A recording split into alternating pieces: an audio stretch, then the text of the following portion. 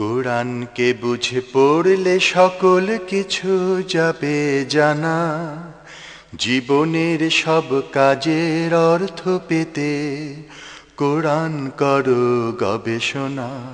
কোরআনকে বুঝে পড়লে সকল কিছু যাবে জানা, জীবনের সব কাজের অর্থ পেতে কোরআন করো গবেষণা। যে কোরআন এনে দেবে মুক্তির বারতা, বুকে চেপে চুমু দিলেই তাকে হবে কি মানা। কোরআনকে বুঝে পড়লে সকল কিছু যাবে জানা, জীবনের সব কাজের অর্থ পেতে কোরআন করো গবেষণা। Professor doctor Mohammad Motiar Rahman. একটি নাম, একটি অনন্য দৃষ্টান্ত। চিকিৎসা শাস্ত্রে সুনাম অর্জনের পাশাপাশি ইসলামকে সাবলীলভাবে উপস্থাপনার যে অসাধারণ দক্ষতা আল্লাহ তাঁকে দান করেছেন তা সত্যিই বিস্ময়কর। খুলনা জেলার ডুমুরিয়া থানাস্থ আরাজি ডুমুরিয়া গ্রামে এক সম্ভ্রান্ত মুসলিম পরিবারে তিনি জন্মগ্রহণ করেন।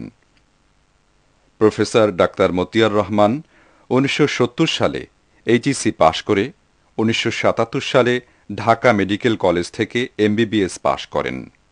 দ্বিতীয় ও ফাইনাল প্রফেশনাল এমবিবিএস পরীক্ষায় তিনি ঢাকা বিশ্ববিদ্যালয়ে যথাক্রমে ষষ্ঠ ও দশম স্থান লাভ করেন।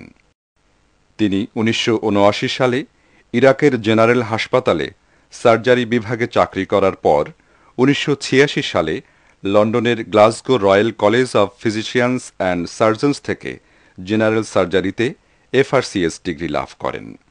বর্তমানে তিনি ঢাকা ন্যাশনাল মেডিকেল কলেজ ও হাসপাতালের প্রফেসর অব সার্জারি এবং ল্যাপারোস্কোপ যন্ত্রের মাধ্যমে পিত্তথলির পাথর অপারেশনে এককভাবে বাংলাদেশের সবচেয়ে বেশি অভিজ্ঞ সার্জন।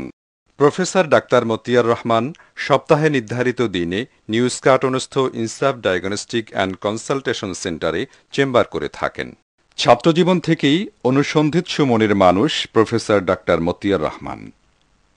তাই তো কর্মজীবনে এসেও হাজারো ব্যস্ততার মাঝে যখনই সময় পান বসে যান সকল জ্ঞানের উৎস কোরআনে হাকিম ও হাদিস শরীফ নিয়ে। আমাদের সমাজে ইসলামের নামে প্রচলিত নানা অসঙ্গতি ও ভ্রান্ত ধারণা দেখে জ্ঞান পিপাসু এই মানুষটি কোরআন হাদিস ও সঠিক আকলের সমন্বয়ে চালিয়ে যান গবেষণা কর্ম। একে একে রচনা করেন 30টি মূল্যবান গ্রন্থ। শুধু গ্রন্থ রচনা করেই তিনি ক্ষান্ত হননি, সংশ্লিষ্ট বিষয়ের উপরে তিনি শুরু করেন নিয়মিত সেমিনার। এসব সেমিনারে গবেষণালব্ধ বিভিন্ন বিষয়গুলো একে একে তুলে আনেন দর্শক শ্রোতাদের সামনে। শুধু দর্শক শ্রোতা, কোরআন রিসার্চ ফাউন্ডেশন প্রযোজিত স্পন্দন অডিও ভিজুয়াল সেন্টার পরিবেশিত আমাদের আজকের আলোচ্য বিষয় সবচেয়ে বড় গুনাহ শিরক করা না কোরআনের জ্ঞান না থাকা। চলুন এ বিষয়ের উপরে আলোচনা শোনা যাক। সম্মানিত উপস্থিতি, শিরক শব্দটি জানি না এমন সম্ভবত আমাদের মাঝে কেউ নেই, কিন্তু আবার শিরক কখনো কখনো গোপনে